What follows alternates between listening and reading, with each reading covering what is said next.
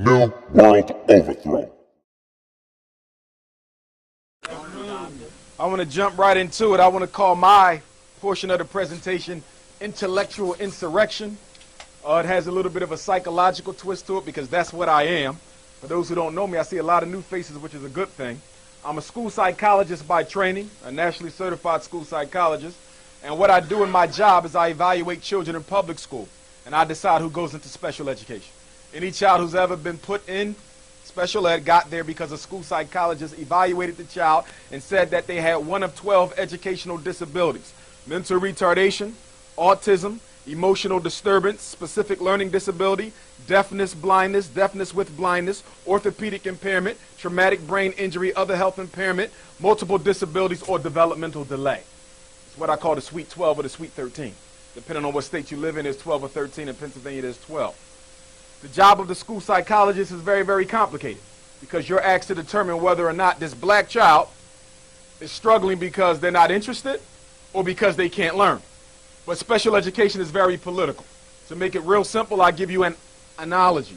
There's 2 million black men in prison, there's 2 million kids in special ed. Do you see the relationship?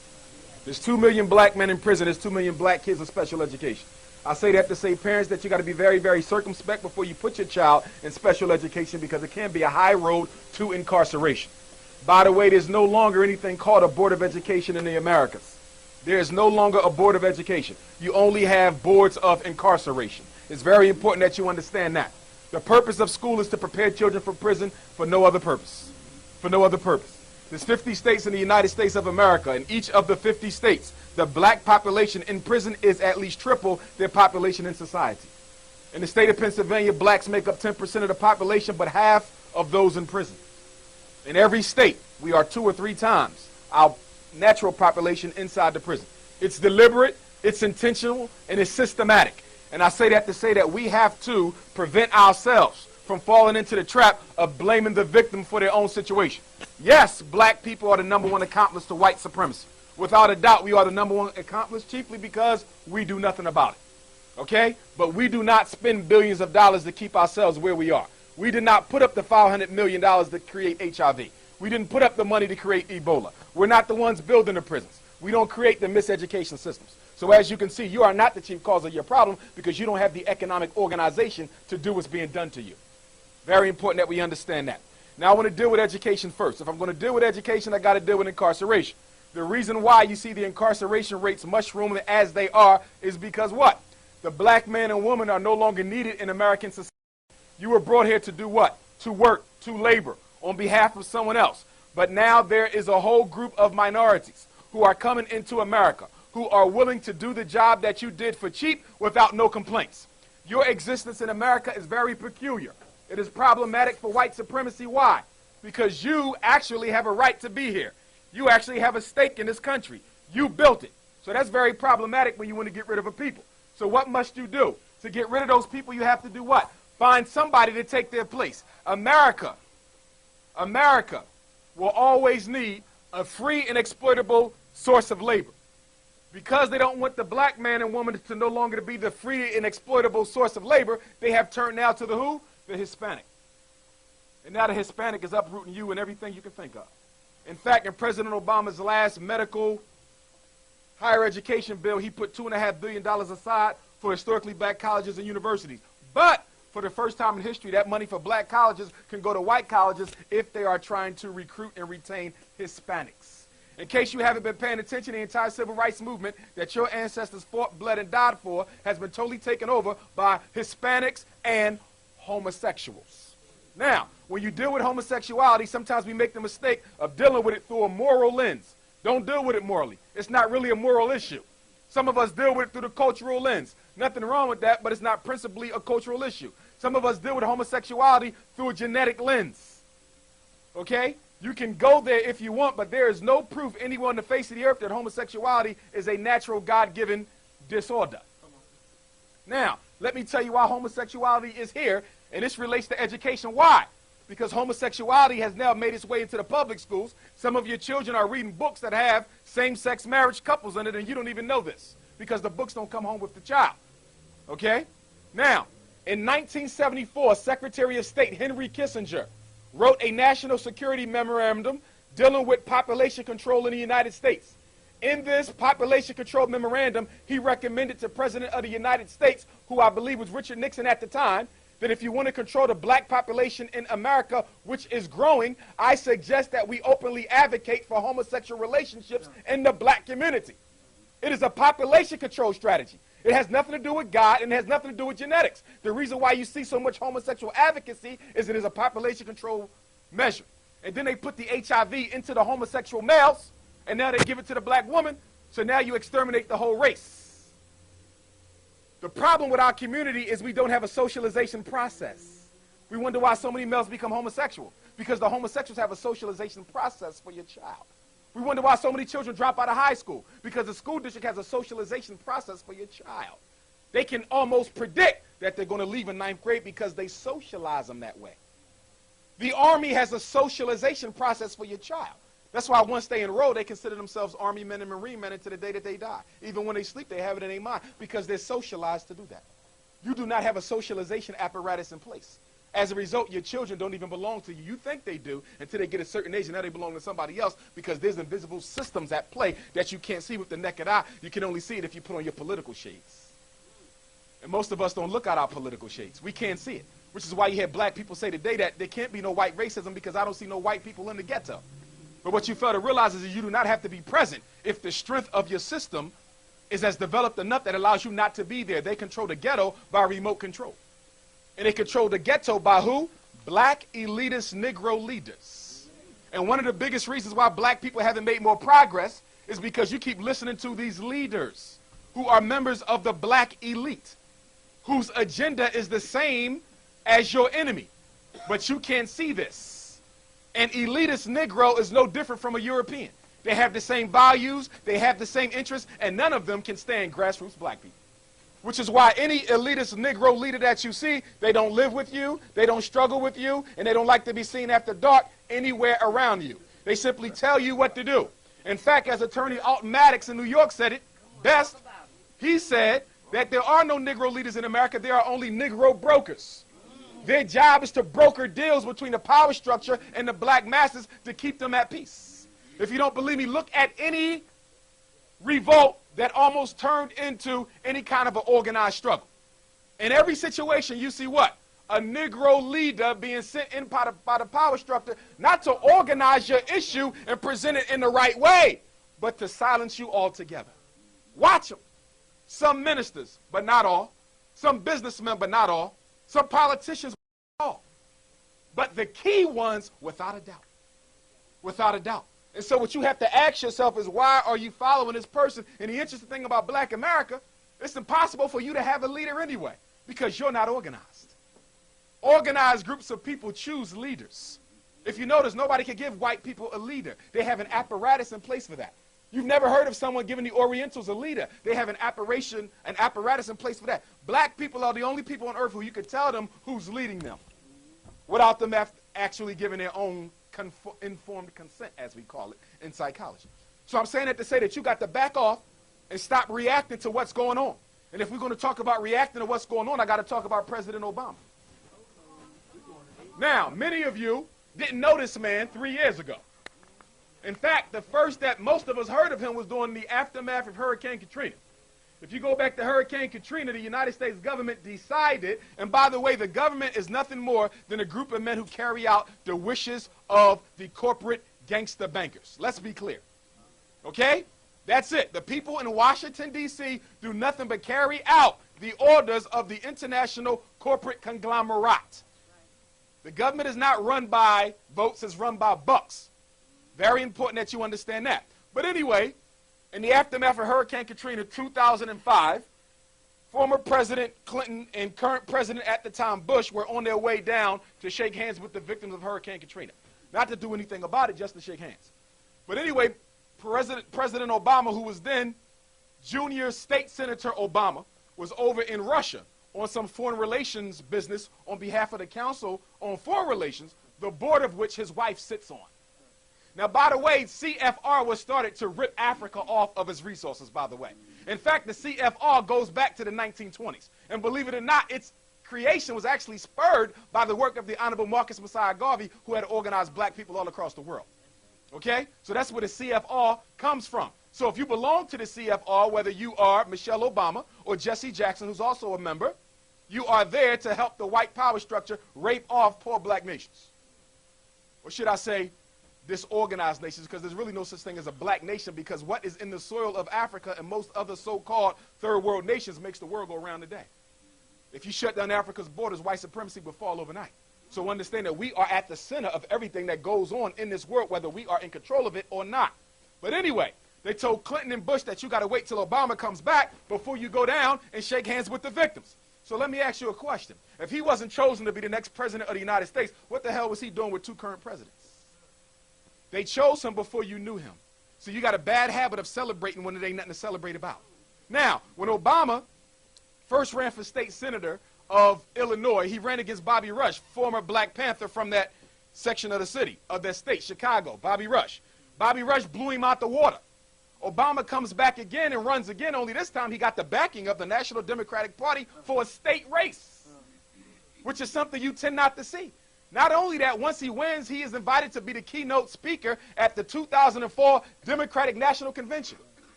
Okay, you know what that is like? If I'm not mistaken, isn't Shirley Kitchen a state senator? Could you imagine her being invited by the Democratic National Convention to be the keynote speaker? Well, that's what they did with Barack Obama. Why would they take a nobody, per se, and make him the keynote speaker of something that large? Because they wanted to see the reaction of white America to him. And the reaction was phenomenal. It was astounding. And that's when they decided that we would make him what he was. But even more importantly, for you to understand, the man who created the Trilateral Commission on behalf of the Rockefeller family, a European by the name of Zbigniew Brzezinski, whose books we need to get in the bookstore, The Grand Chessboard, which is one of them, which basically gave the strategy plan for 911. He said whenever you want to control the people, you must create a serious terroristic incident. When people are afraid, they voluntarily give up their rights.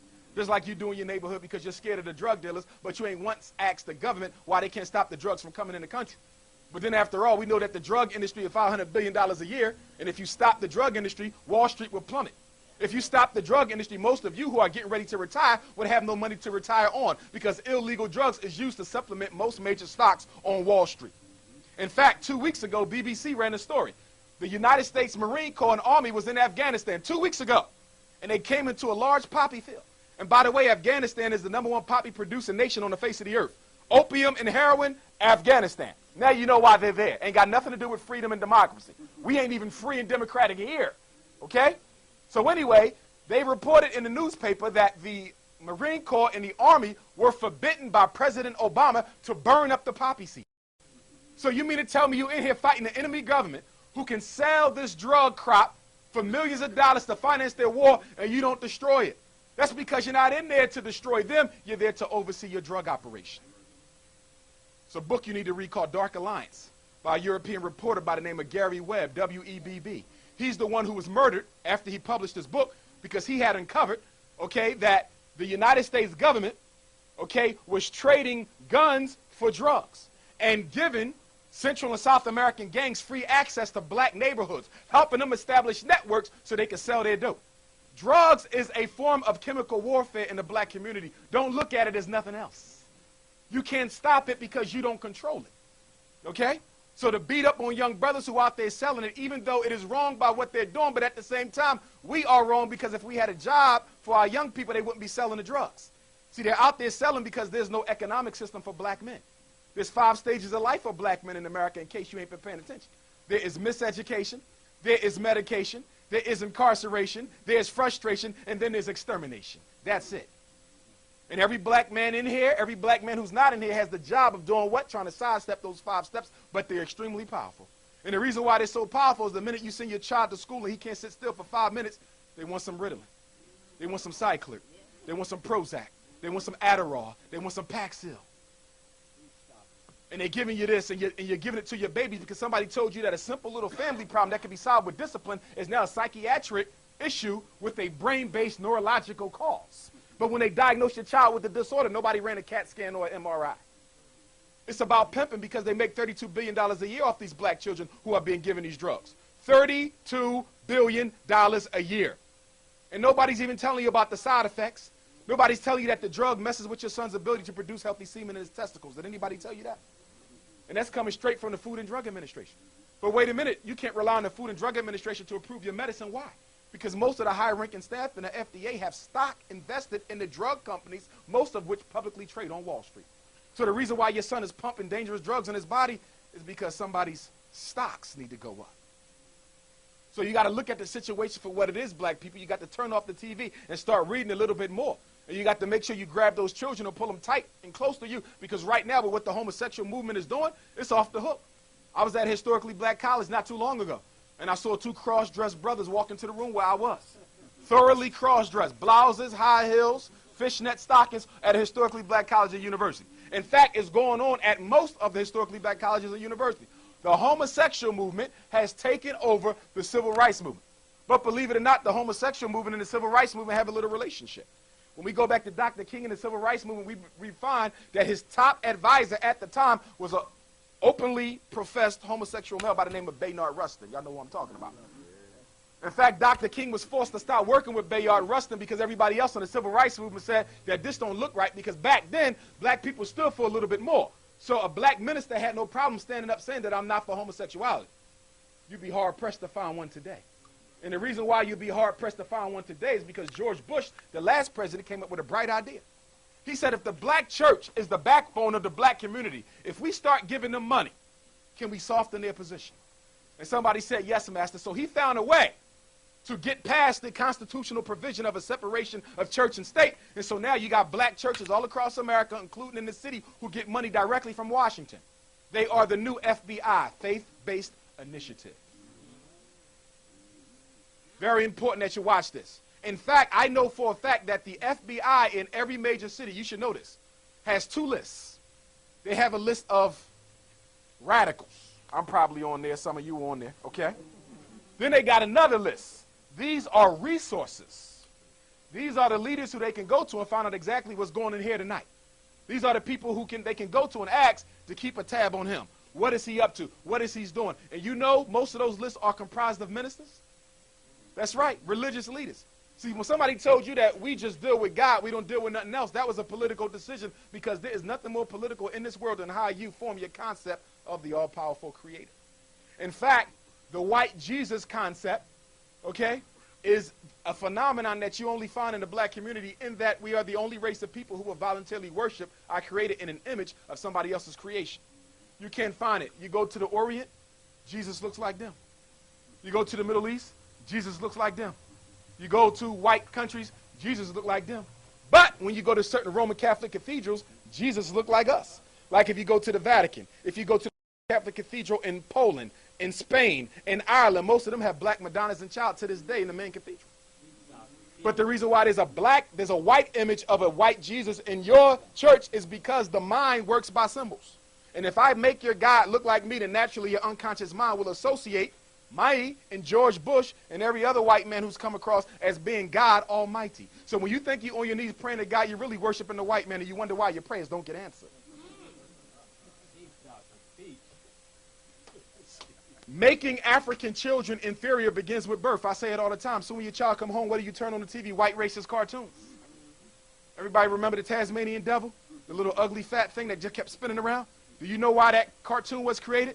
Because at the time, the British was in Australia, okay? And there's an island off the coast of Australia, Tasmania. They exterminated every living black man, woman, and child on the island of Tasmania, so they gave you the Tasmanian devil. Remember this. You cannot exterminate a people until you first exterminate their image in the mind of everybody else. Look at Hitler in Nazi Germany. Before he could attack the Jews, he had to do what? First have a propaganda campaign that made the Jews worthless in the eyes of everybody else. And that's what we fail to realize. It is only after you have been made a demon in the eyes of everybody else can you then be exterminated.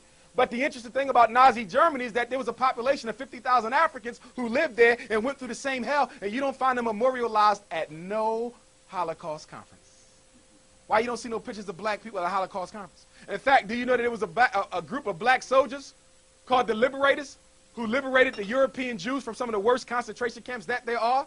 And to this day in Germany, European Jews have an annual celebration celebrating the black soldiers who saved them from Hitler. One thing you got to understand about movies and motion pictures is there's nothing entertaining about it. It's all political. Do you know that there is a office, a committee in the United States Congress that must approve every movie that comes across the movie theater?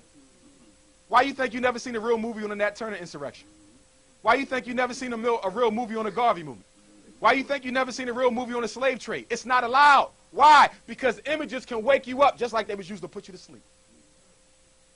And that's why when you see black movie producers, if you notice, they're not allowed to do any serious movies either. Or they keep showing you the same hood movie time and time again. Right now, we got a popular comedy out in the movies right now. A bunch of black men acting like fools over the death of their father. And to you, you think it has no image. But when a white person goes to the movie and they watch that, what do you think goes across their mind? They believe that this is what you are. I remember when I was at Millersville University, white boy smacked a black girl in her behind. He was joking around. When he got sent to the dean's office, the dean asked him, why did you do that? He said, I thought that's what they like because that's all I see on television. Images rule the world. Images rule the world. I can sit up here and tell you Jesus is black all day, but if we put a million pictures of a white Christ up here, that's exactly what your brain is going to grab onto because the brain is the creature of repetition. And that's why you got to make sure you do not raise your black children to believe that they have a choice as to whether or not they want to be a man or a woman. Tell them it ain't no choices in this house. You got to stand for something because some of us are confused. The civil rights people got you thinking that you are being a hypocrite of the civil rights movement if you do not stand for diversity in sexual behavior. I got an email the other day. Somebody wanted me to come and speak and facilitate a discussion on sexual diversity. There was gays, lesbians, transgendered, transsexual, metrosexual. Every type of sex was out there. Half of them I never heard of before. Okay? So you got to be careful. You got men out there taking hormones, becoming women.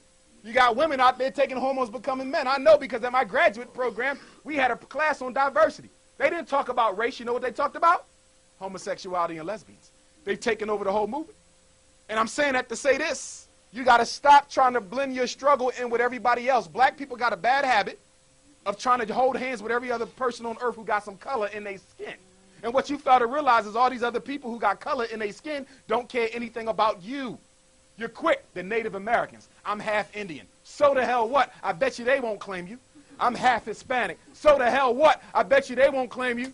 My grandmother was a Japanese. So the hell what? If she was so Japanese, why you buying her hair? Shouldn't you be growing it?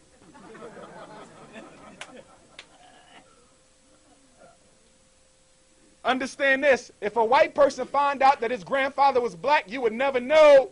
If a Japanese found out that his grandmother was black, you would never know. But let a black person find out that they got anything of anybody else in them and you walk into their house and their whole house is the flag of that other race, even though they want nothing to do with it. I know because when I was in college, I had some friends of mine who had a little bit of this and a little bit of that, and you walk into their room and you would think they was 100% Turkish or 100% Irish or 100% Russian. Don't look nothing like them. You look like poor Negro to me, but you want to be something else. But anyway, here's the issue with Obama, and this is the one piece that you got to grab your mind around. And I don't know why I keep seeing Barack Obama's face on posters with Dr. King and Malcolm X, and most disrespectfully, the Honorable Marcus Messiah Garvey, who would probably spit in the man's face. Yes. Okay? And that's why people who do art, if we got any artists in here, you got to be a conscious artist. Okay? You got to stop making pictures that are big lies. Okay? Garvey facing Obama, that's a lie. King on the shirt with Obama, that's a lie. Why is it a lie? Because Dr. King was for reparations, read his speeches, Obama is against it. Dr. King is for civil rights and affirmative action, Obama is against it. Not only is Obama against that, he also said that he's not even interested in an apology for slavery. Barack Obama, your president. But guess what? It's our fault. Because everybody who voted for President Obama, we are the only group 40 million strong and shrinking, 40 million strong who did not meet with the man before you pledged your vote. You got a bad habit of doing that. You want to know why the Hispanics got a Supreme Court justice out of Obama? Because they met with him first. You know why the homosexuals are getting everything that they want? Because they met with him first. The police met with him first. The unions met with him first. You didn't meet with him. You said his father was African. I said, well, he never knew him, but we don't care. He's half black. Let's vote. Somebody manipulated your consciousness and you ran out and voted for the man. And I'm not saying you did anything wrong because you know you don't choose the president any damn way. The Electoral College chooses the president of the United States. See, that night that Barack Obama won, I was looking at the popular vote ticker. And on the popular vote ticker, he only beat McCain by 3 million votes. You know what that means? He only beat him by one small state. And that's why you wonder why he gets so much hate mail. People say, well, wait a minute, how he get so much hate mail? He won in the landslide. No, he won the electoral college vote in a landslide. The people he won by one state. But here's my issue. You ain't going to catch hell under Obama. You're going to catch more hell when he's no longer in office. Let me tell you why. You have went on record, us, the Negro people, have went on record as saying what? No matter what that man does not do for me, he can ignore me, he can ignore police brutality, he can ignore miseducation, he can ignore the over-incarceration of black men, and he's still my man. So let me ask you a question. 8 years from now when Obama is no longer president of the United States and Jim Brown the cracker is in the White House, and you go send the man with the perm up there, what's his name? You send Al Sharpton up there to go and debate for you. You know what that new president going to tell you? Get out my damn face. You just had a Negro in office for 8 years and let him do whatever he wanted to. You never hold him accountable one time. So how you think you're just going to start holding white presidents accountable, but the black presidents get to ignore you? I'll never do another thing for you for the rest of my life. I'm telling you, by letting Obama slide for a decade, you let every white president slide for the rest of eternity. And it's after Obama that you're going to see black folks catch hell like you ain't never caught before because you let somebody manipulate your consciousness. And by manipulating your consciousness, they was also able to manipulate your loyalty. And another thing, I got to give a shout out to Black and Nobel. I know they got a diverse array of books up here. We got, the soft porn up here, but they still got the conscious stuff in the back. No, I'm going to tell you why I'm saying that. Because when you go to certain bookstores, particularly those that's owned by Europeans, you will find that the conscious black literature section has all but disappeared. Has all but disappeared. In fact, I was in one not too long ago, and guess what? I walked in, I said, well, where's the serious black literature? And they said, we don't sell that too much no more. And I said, well, why not? And they said, because y'all don't want to read that. I said, well, where is it? He said, you go upstairs all the way to the back, and it's on the left-hand side. The black literature section is about this big. The black exploitation section is as big as Walmart. See that? And here's the situation. Your young children, you got to watch what they read because reading is access to the unconscious mind. I keep telling people that. The images and messages that are in written print can be sucked up by the unconscious, and the next thing you know, your child is living off the images that they got in the book or off the television. In fact, most of us should get rid of the TVs in our house. We don't even really need them. There's no benefit to it. In fact, I was at a lecture the other day. Some parents got mad at me. I said I wouldn't be mad if every high school in America shut down a football and a basketball team for 25 years. And they said, well, why would you want to do that? I said, well, the number one reason is the only person who benefits from black men being in the NFL and the NBA is middle-class white women.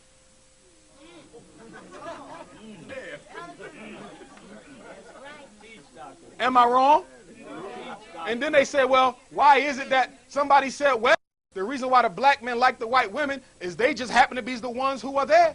I said, that's a damn lie, because when they was growing up dead, broke, and poor in the neighborhood, there was nothing but black women around them then, but they didn't grab one of them sisters. But you know why? Because the NBA has a socialization process for the athletes. I know, because I know some athletes in the NFL and the NBA, they tell me, do you know soon when you sign your contract, there's a mandatory private orientation? They tell you who to hang with, where you better not go back to. They dissuade you from going back into your neighborhood to help out. They dissuade you from being around certain types of black women. They literally are told you don't want to date a woman who got twists in her hair. It's bad for your public relations career. It's bad for endorsements. They are socialized to marry outside their race. But you know what's so sad about it? If they got broke today or tomorrow, now one of them women will be standing next to them. When I was an undergrad, I did a research study on interracial relationships. And you know what I found? 95% of the relationships between black and white are poor white women and rich black men. You see that?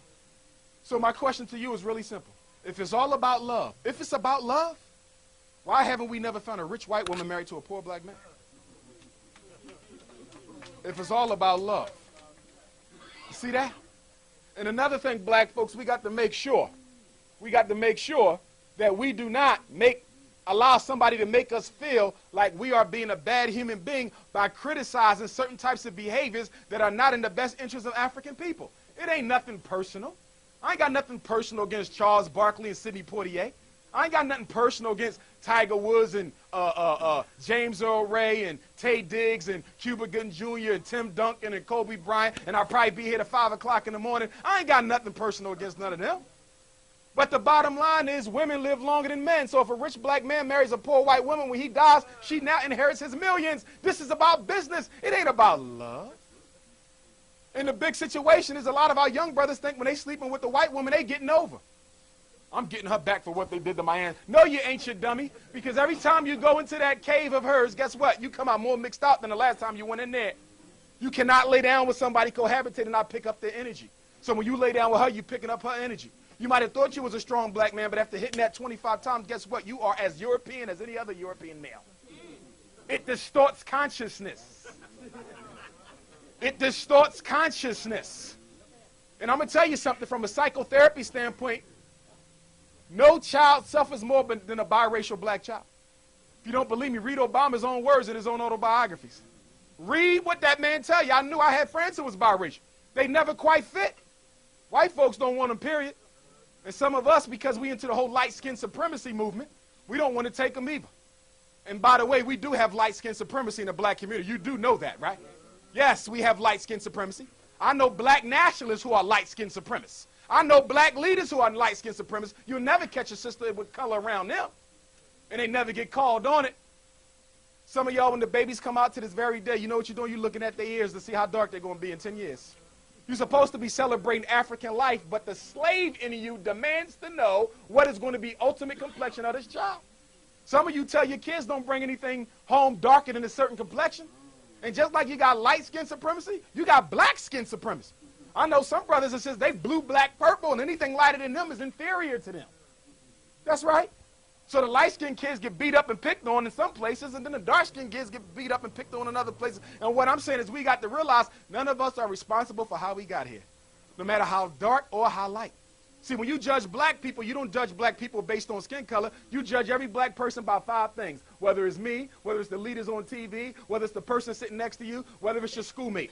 You judge them based on consciousness, courage, commitment, consistency, and creativity. Consciousness, courage, commitment, consistency, and creativity.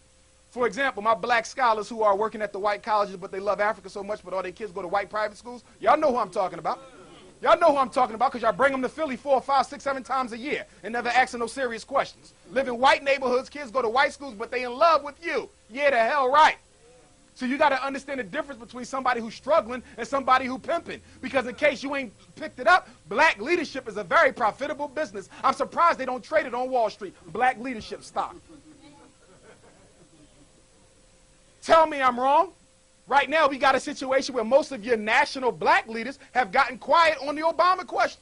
It's a war going on in case you ain't noticed. And they all bourgeois fighting, so I don't want you to get too involved in the war, because even though I agree with Tavis and Dyson, they still elitist blacks. They're not coming in the hood to help you organize. But their position is accurate, which is that President Obama has taken care of everybody but blacks, and it's time for him to look at us.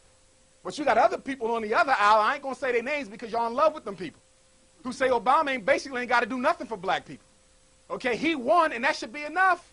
What's wrong with that argument? We're not fighting a personality. We are fighting global white supremacy. It is a system. Do you understand? So whether I'm in charge or whether he's in charge, you must fight the system.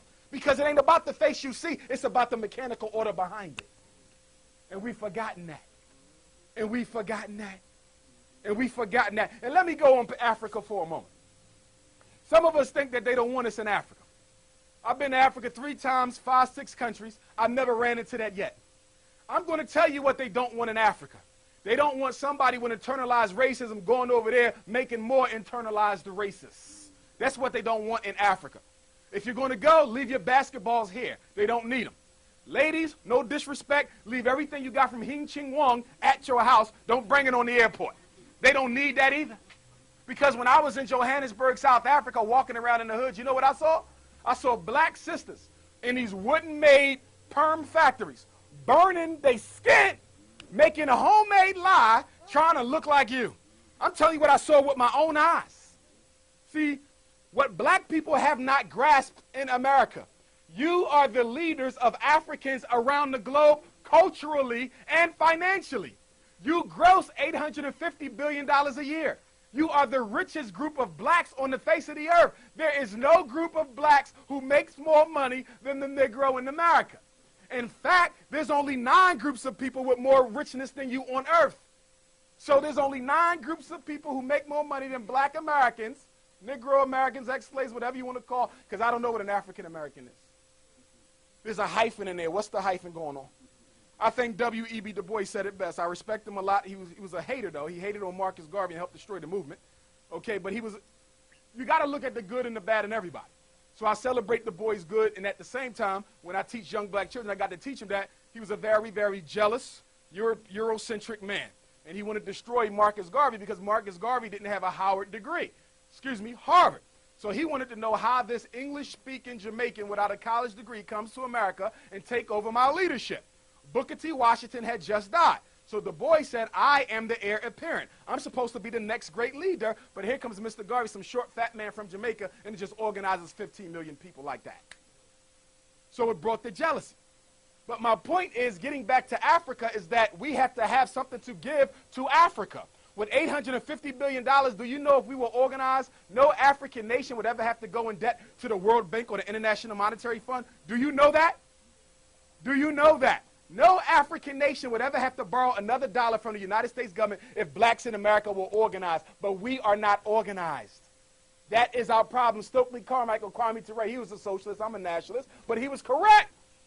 And Mr. Garvey was correct when he said the number one enemy or the number one weapon used against the Negro is disorganization. The only organization we have in our community is the church and the mosque. And guess what? That's not going to get it done.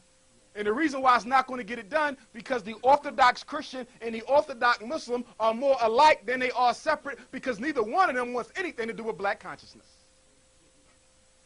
And I can say that because I was raised Muslim and I challenge any Muslim on that. Orthodox. We don't want nothing to do with it.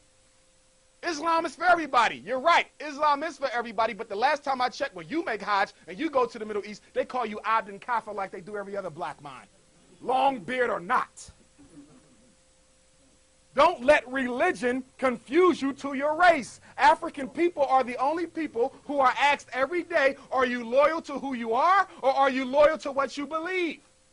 The question for me is real simple. If God made me first and made me black, obviously being loyal to blackness is being loyal to God at the same time. I'm not choosing either or. They are one and the same for me. And that's where we mess up. And that's where we mess up. Remember, anything you drop into a self-hating people will be used for self-hate. And if you don't give them anything, they will make up stuff. North Philly versus West Philly.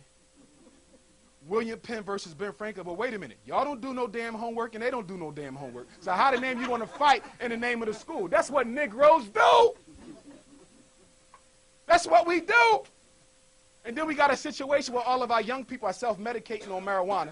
But ain't nobody telling them that they spraying the drugs that they bring to the hood. They spraying them. I want y'all young people to know, if you keep on getting blunted like that, and we know who's smoking the blunts because your fingertips look like you've been playing the piano all day. And it's funny, too, because I do psychological evaluations for a living, right? So soon they come in and sit up, I'm looking at the fingertips. And you know when you blunt, I'll see him laughing in the back. Yeah, I know. I know when you blunt it, because when you blunt it, you move in slow motion all day, okay?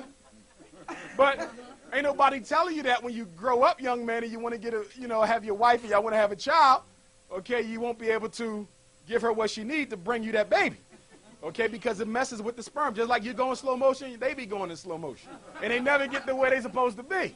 So you got to slow that down. Now, speaking of spraying chemicals, let's talk about HIV for a moment. It's the number one killer of black women 18 to 38. Now, right now, the United States government, the official's line is that AIDS was created. Listen to me now. This is official. This is from the government. AIDS was created because a monkey in Africa, Congo, had sex with a woman. If you don't believe me, look it up. Type in the origin of AIDS according to the U.S. government. They said that the monkey had the virus and gave it to a woman. They said, we're not going to say that the woman cohabitated with the monkey, but somehow the virus jumped from the monkey to the woman.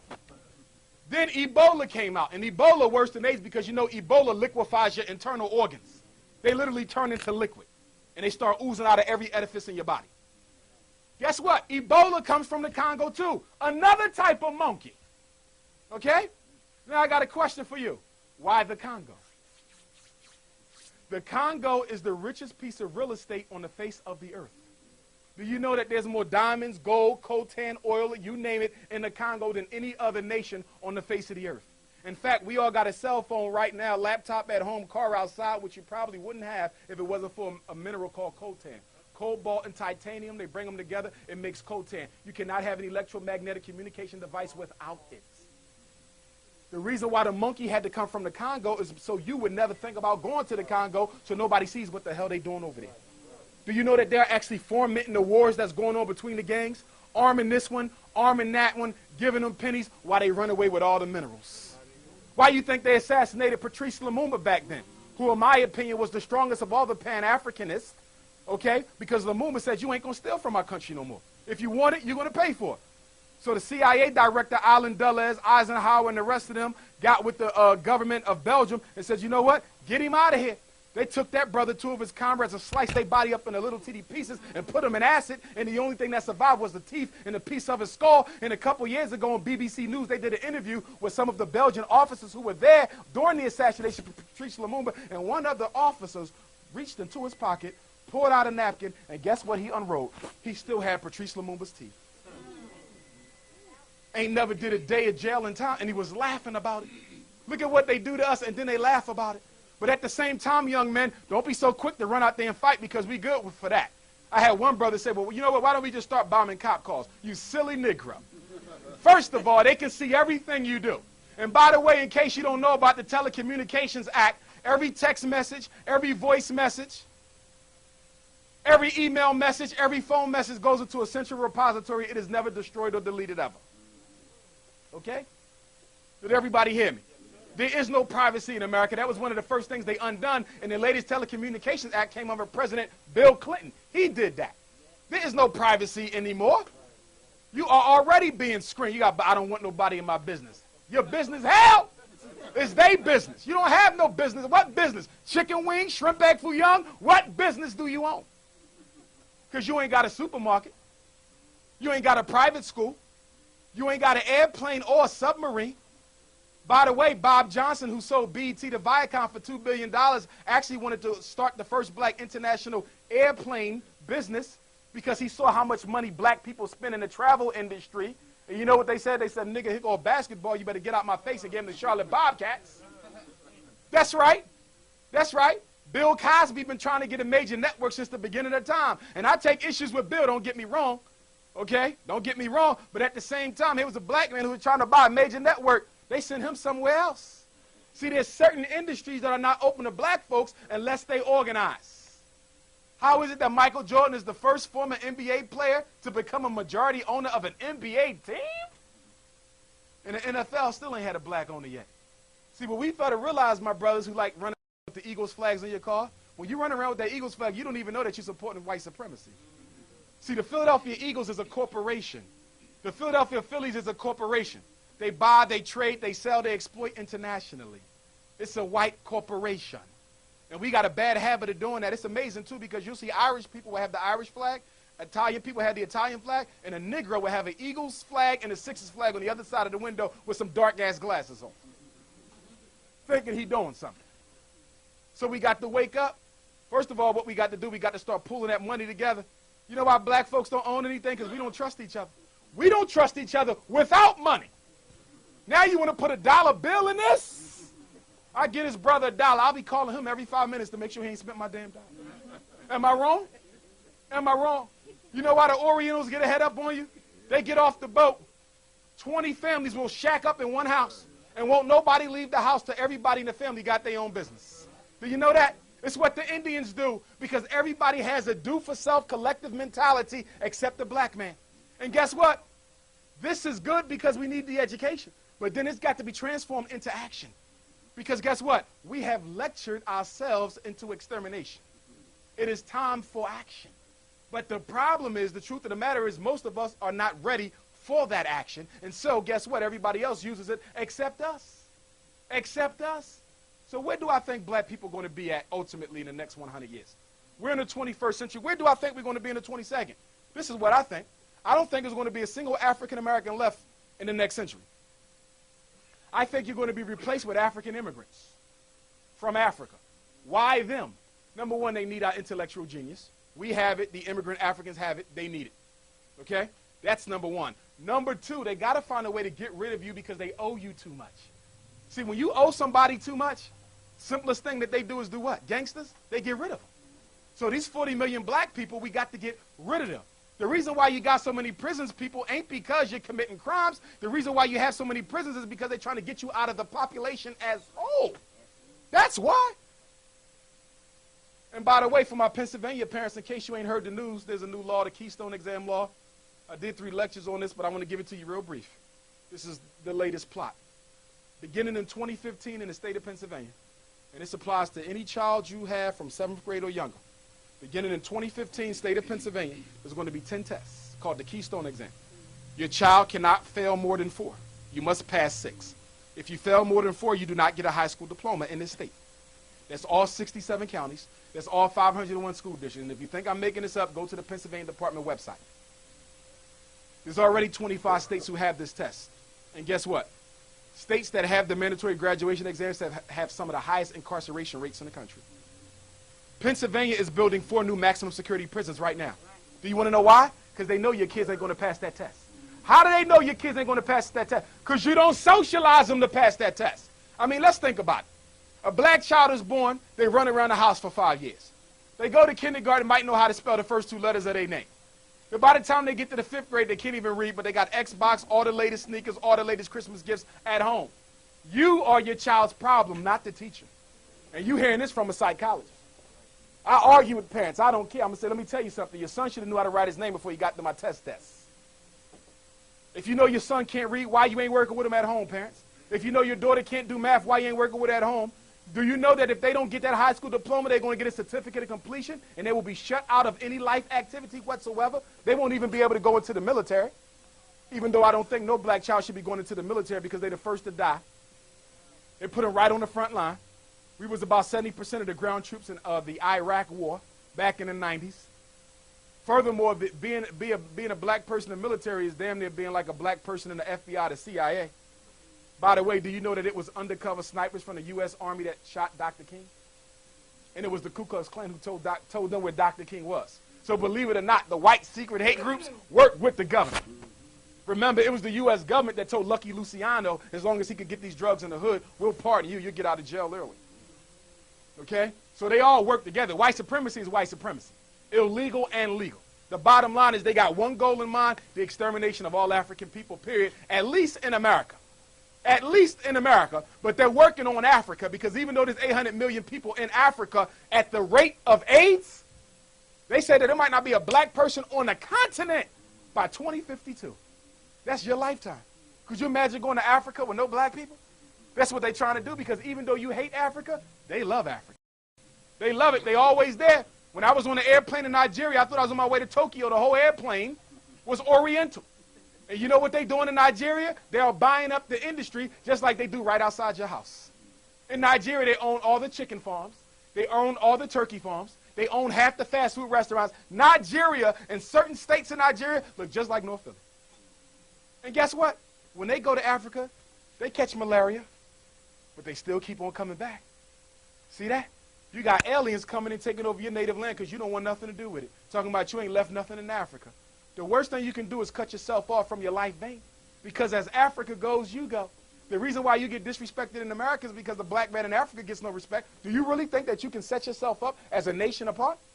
In fact, that's what the Hispanics are doing. Because remember, up until 1970, there was no such thing as a Hispanic. There was Africans who spoke Spanish and Africans who spoke English. But because they knew that the Africans who spoke Spanish, many of them didn't want to accept the fact that they were African, they gave them a name for themselves and called it Hispanic.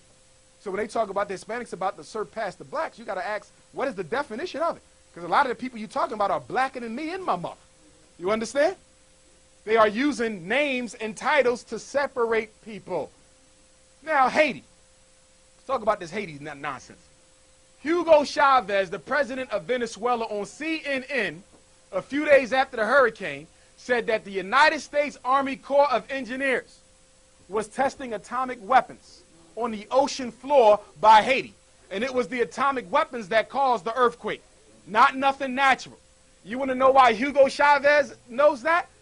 The earthquake wasn't even meant for Haiti. It was meant for Venezuela. But they missed the mark.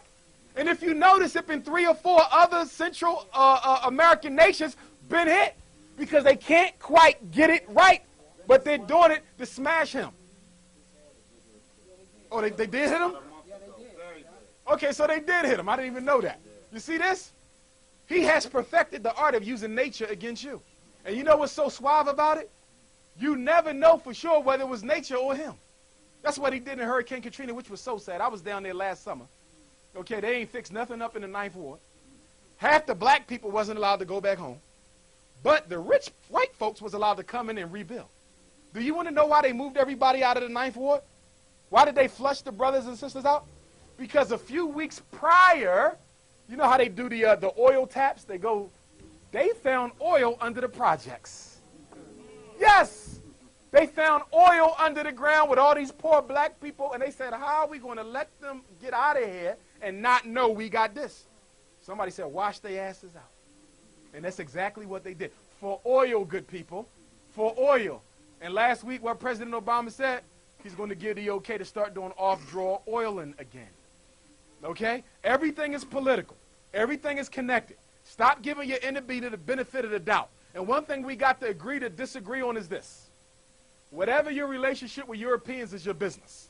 But when it comes to the business of organizing African people, what we do is none of their damn business. Some of y'all ain't realized that yet. You're the only people who will tell your intimate business to other people. Okay? Take a Korean businessman and another Korean businessman. They may respect each other as Koreans, but when it comes to selling them sneakers to your kids, they're not going to tell where he getting his price from and where he getting his price from. Black folks got to do the same thing. We don't believe in racial hatred. That's not who we are. But I don't have to be an integrated fool not to believe in racial hatred. And some of y'all, your religious views have clouded your mind so much that you can't even come to an all-black meeting without feeling like you're sinning against God. And I told you to tell me when it's 15 minutes left. Anyway, don't be hitting me in the back, Tyson. Anyway, I'm going to wrap this up. And I'm going to wrap it up with this. I'm a Pan-African. I come in the tradition of the Honorable Marcus Messiah Garvey, greatest black leader of the 20th century, only black leader to ever organize 15 million Africans. He organized more Africans than every organization you can think of put together since the end of slavery. Not only did he do that, he gave us the red, black, and green flag. He laid down a strategic map work that led to the freedom of all of the African world. Kwame Nkrumah, who led Ghana to independence in 1957, and he has a black star on that flag, said that if every book he read, including the Communist Manifesto and Du Bois's work, and remember Du Bois lived his last years in Ghana, he said the most significant and impactful book that he ever read was The Philosophy and Opinions of the Honorable Marcus Messiah Garvey. Y'all got any copies in there? Handle that. Now, Garveyism, I'm picking with you. Garveyism and 7 quick steps. Number 1, your God better look like you if he has an image. If he ain't got an image, so be it. But you know what I find? A lot of us think our God don't have an image, but he does. Like a lot of our grandmoms. God ain't got no color, but when you go in his house, you still see, who painted the Last Supper? Michelangelo's uncle up in there. Because you do know that the Last Supper was his uncle and 12 crooks that he got from the prison. If you don't believe me, read his history. That's right. That painting on your wall is nothing but inmates from the local jail. That's like going down to Pick and CFC, taking a mug shot and hanging it up on your kitchen wall. Okay? So tell grandmama that. Okay? All right? But number 1, your God, if you're going to have one, better look like you. And believe it or not, that didn't even start with Marcus Garvey. You know who started that first? A black man by the name of Bishop Henry McNeill Turner. He was one of the grandfathers of Pan-Africanism. He was the first black chaplain general in the U.S. Army, and he was the one who was elected to the, I think it was South Carolina, North Carolina legislator, and he called the red, white, and blue flag a dirty rag in front of the white Congress people before slavery ended. Bishop Henry McNeill Turner. So your God better look like you. Number 2, African identity. Identify with who you are.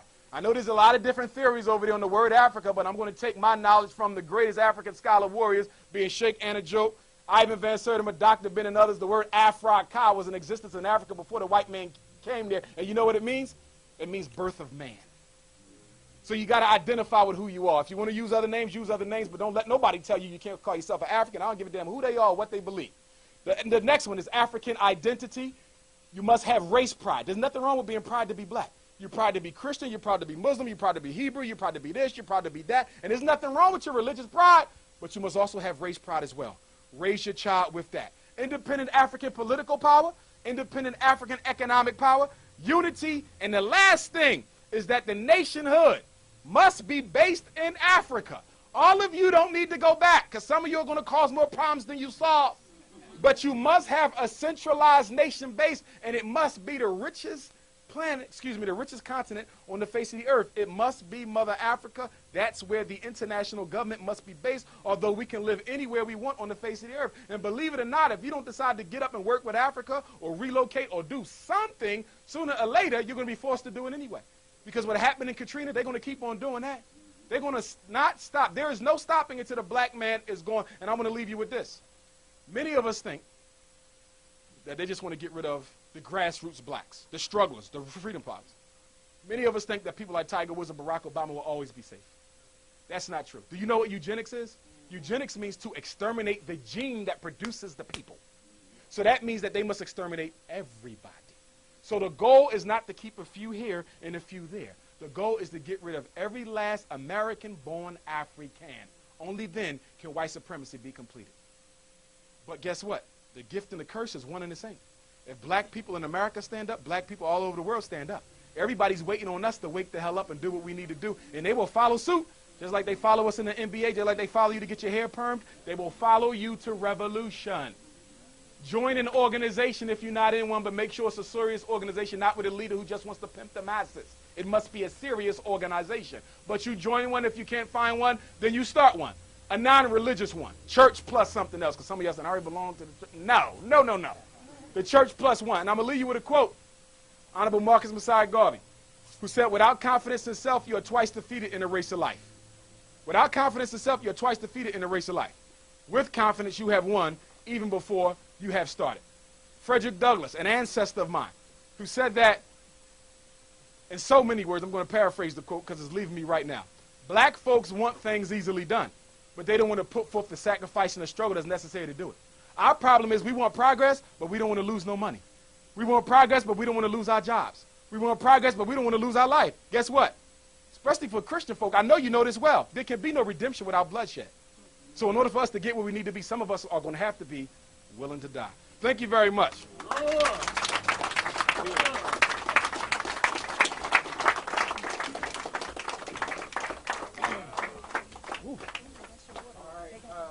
going to give him a couple of minutes to, going to give him a few minutes to calm down, but I'm not going to take it off because he says so many things. We're just going to let you ask him a few questions right now before Professor Griff comes up here and makes you forget everything that he just said, because everything that he just said was really important. So if you have any questions for the brother now, especially pertaining to your kids in education, ask you now, please. Yes, sir. What's your outlook on music? Like, as far as music, not in just, the hip-hop community, but in music in a whole? I think music can be a very revolutionary force. It always has been. When you look at any great revolutionary movement, there was music to go with it, whether it was an African movement or a non-African movement. But just like music can wake you up, music can also put you to sleep. In fact, when you come into a community, if you don't know the mental state of the people, all you have to listen to is the popular tunes that they play. So if you come into the black community today and listen to our most popular music, it is self-denigrating, it is self-respecting, and it is consciousness-lowering. You follow me? At the same time, if you listen to some of our most popular music in the 60s, although you still had some of that, okay, some of the more popular tunes were stuff that was a little bit more liberating. And the responsibility of the black artist is, if they're going to engage in the foolishness, you must also put some cuts out there, okay, that are very, very powerful and spiritually uplifting. They're not doing that. Now, don't get me wrong, there was black on black crime before gangster rap, but gangster rap glamorized it. And since the presence of gangster rap, the degree of black on black violence has climbed. So for any rapper to stand up here and say that my music does not impact the black on black violence, that's a psychological lie. Music, and there's been studies to show that music can actually Determined behavior, not to the extent that I go out and kill somebody, I can blame the rapper. I'm not talking about that. But there is an influential aspect to the music. In fact, in ancient Africa, they say that there is a part of your spine, you understand, that corresponds to every sound of music. And that in Africa, certain music was played to help your spirit come from your belly and go up to your consciousness. You see? So it's a very liberating force. The problem is black music is totally owned by Europeans. That's why when people say hip-hop culture is progressive, culture is transforming, and most of all, you must own your own culture. Black people don't own rap music. You understand? Even the big-time people who we like to worship, they don't even own their own stuff. Okay? Universal Records, Interscope, there are no black people sitting on those board of directors. Nobody. You understand? But the people on TV are making you think that they own something. They own a little piece of something. But the bulk of the music that they make is going to somebody else. Music is America's second leading export industry. Did you know that? America makes more money off there's only one other product, and I forget what that was, that America makes more money off than music. Music is America's second leading import industry. If we control just what we made, we'd be trillionaires by now. You follow me? But we got to go back to the way black musicians used to operate, which was sell their own product. See, if you're in music, even if you're in publishing, you got to make a decision. I want to get famous and keep a little bit of what I make, or I don't get famous and keep everything of what I make. Do y'all understand? It is the central dilemma of every black person in business. If I sign with a big distribution company, I can get real famous. But my amount of the profits is going to be low. But if I continue to sell out my trunk, I won't be as famous, but I'm going to keep all the money. What do I prefer? I say don't be famous and keep all the money. We got to get back to ownership, because until you own, you don't control. And we got to make sure we influence our children to become owners of whatever industry they decide to pursue. If a child wants to be a doctor, you got to give us another black hospital, because we ain't had one. You understand? If a child wants to fly airplanes, you got to give us that black airline. Okay, if you want to be a lawyer, you got to own your own firm. We got to stop making our kids think it's comfortable to serve white people as long as you're making 6 figures. We are not after profit. This is where we mess up. Profit is not our goal. No. Power and control is. See, you don't have to be rich when you have power and control. Look at all the money black folks got. You understand? But you have no power. White man got power. He don't need the cash, because if I'm rich, if I'm powerful, I don't need money. I can make you do what I want done anyway. Money is unnecessary. Money is for people without power. Right. We need the power and we need the wealth. We keep telling our kids that money is power. No, wealth is power. We got to take the money and translate it into business, real estate, property, investments. Always make the joke. Give me an Oriental kid and a black kid. I'm going to get an Oriental kid $1 million. I'm going to get a black kid $1 million, and I'm going to come back 10 years later. The Oriental kid will probably have tripled that money. He will own businesses, international conglomerates. You know what? That black kid will have about 4 or 5 trucks with some old rusty-ass rims on them, a whole bunch of old played-out sweatsuits, old chains and sneakers. Y'all know what I'm talking about. You see that? All we want to do is spend money. See, one thing in this, and I'm going to leave on this, well, unless there's another question. The goal of slavery was to make the slave a willing accomplice in its own extermination. The goal of slavery is to make the slave a willing accomplice in its own extermination. If I can get you to play a role in your own extermination, I don't have to be in your neighborhood. If I can get you to play a role in your own extermination, I don't even have to be in a prison with you. I don't have to be in the corner store. I know what you are thinking. As Dr. Carter G. Woodson said, who was a Garveyite, he said what? With a slave, if you control a man's thinking, you ain't got to tell him to go to the back door. He'll go on his own. Right. It's the socialization. It's the conditioning. And if he goes back there, if it ain't no dog, brother, he'll knock one down and make one himself. It is the power of mind control. Slavery, post-traumatic slave disorder, is nothing but controlling a man's mind. And this is what I say to my revolutionary brothers. Some of them think they're revolutionary, but they're not. Okay? This is what I got to tell them. Before we can do anything else, we got to have a mental revolution first. Do y'all understand? Yeah. People want to go out there and fight with guns. People want to go out there and let's go build this. We can't. You want to know why? Because the 2 biggest enemies in the black community is what? Jealousy and envy. I don't give a damn how many books you read until we stop being jealous and envious of one another. We ain't going to get nowhere. How many times have y'all been in meetings with a bunch of other young black folks and somebody destroyed the whole damn thing? Jealousy and envy. Even when you study our history, you see some of the greatest black men we ever had were destroyed by other great black men because of jealousy and envy. And the problem with jealousy and envy is this. If this man has the secret that can liberate all black people, but I'm jealous of him, my jealousness is selfish. You know why? Because I will kill him knowing he may have been the one to free all y'all. So if I'm killing him, do I really care about y'all? Hell no, I care about myself and my ego. So us black men, before we come together as men and get done what we need to get done, you got to kill the envy and the jealousy. And that's why I respect Dr. King and Malcolm so much, because for the first time, two serious black leaders, other than Frederick Douglass and Martin Delany, was able to come together, agree to disagree, and King and Malcolm was actually going to join forces. Dr. Malcolm met with Coretta Scott King 3 weeks before he was assassinated. Dr. King was in jail at the time. They had sketched out a program for the Organization of Afro-American Unity and the Southern Christian Leadership Conference to come together and work together. J. Edgar Hoover found out about that. You know what happened to Malcolm. And then 3 years later, the Army, you see what they did to King. But that was the first time that two major leaders was able to put the ego to the side for the good of the race. If you got ego, you can't be for us. It's really just that simple. Anybody else? Yes, sir. Yes, I'm into like the conscious rap thing. I write the music. I mean, you know what I mean? I write the lyrics and I listen to all that kind of stuff. How many years from now do you think it would take to like get? If you remember like the late '80s and early '90s when it was on the mainstream with the conscious rap, Public Enemy, Poor Righteous Teachers, and the like. How many years from now do you think like you get it, not just back to that, but it could be a movement where we can just, you know what I'm saying? Right. When conscious artists such as yourself and other brothers decide that we're not going to let the major music labels co-opt our music. That's what happened. You follow me? The conscious rap movement never had to end if we didn't decide to start doing business with the majors. You see that? If you keep it in the neighborhood, you can distribute on your own. See, the principal problem with black people is this. Whether it's music, clothing, books, we do not have a distribution network. Do you understand? So whatever you want to sell, you got to strike a deal with a European. And they're going to charge you so much money that they're going to make all the money and you're only going to get a few pennies, even though it was your mind power that went into the invention. I don't care if you make shampoo, food, cocoa butter, music, you understand? Whatever you do, if you cannot distribute it internationally, you are at a standstill. And until black folks decide to invest the millions of dollars necessary to create an international distribution conglomerate, we'll never get anywhere. And that's the issue I take with the rappers, because they have enough money where they can create the international distribution network. You know why they don't do it? Jealousy, envy, and they're afraid that if it don't work, they stand to lose millions. What they fail to realize, you're losing millions now because you're only getting 75 cents off each album. Hell, you're damn near being flipped. That's why we have Black and Nobel. And that's why we got Black and Nobel distribution. Black manufacturers, black distributors, black buyers, black consumers, like Mr. Garvey said. But keep it local. Keep it local. Don't go that route. That's the way you got to do it. Yes, ma'am. Oh, Chris, what's going on? All right. I want to ask a question about the children in school. Okay.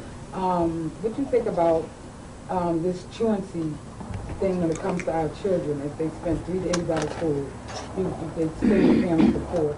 Okay, let me tell you about this. First of all, the reason why the kids don't go to school, because they're not wanted. There's nothing for them there. And the school is nothing but a prison without the beds. Okay? There's no such thing as a black dropout rate. There's only a black push-out rate.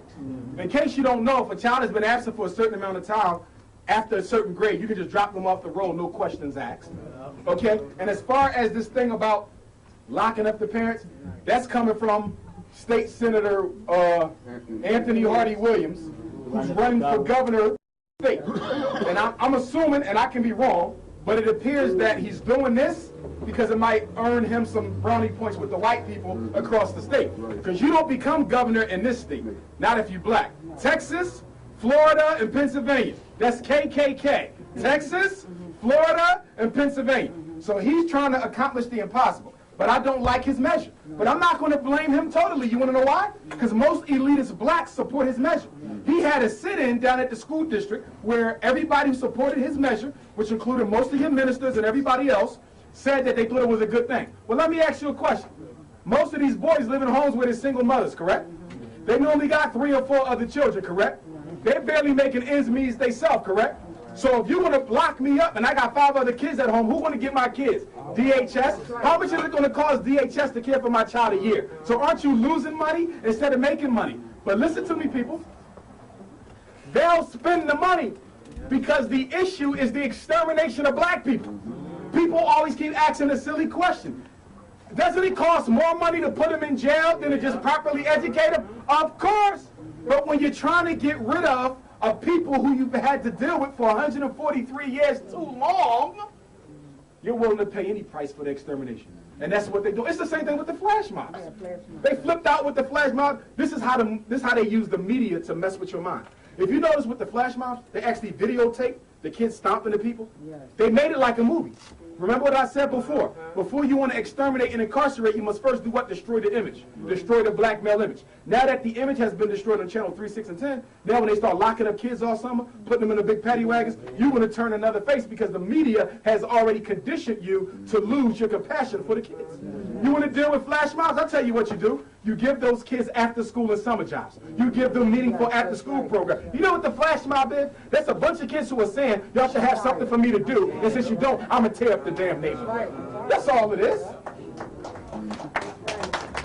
Thank you. Oh, we got one more. Listen.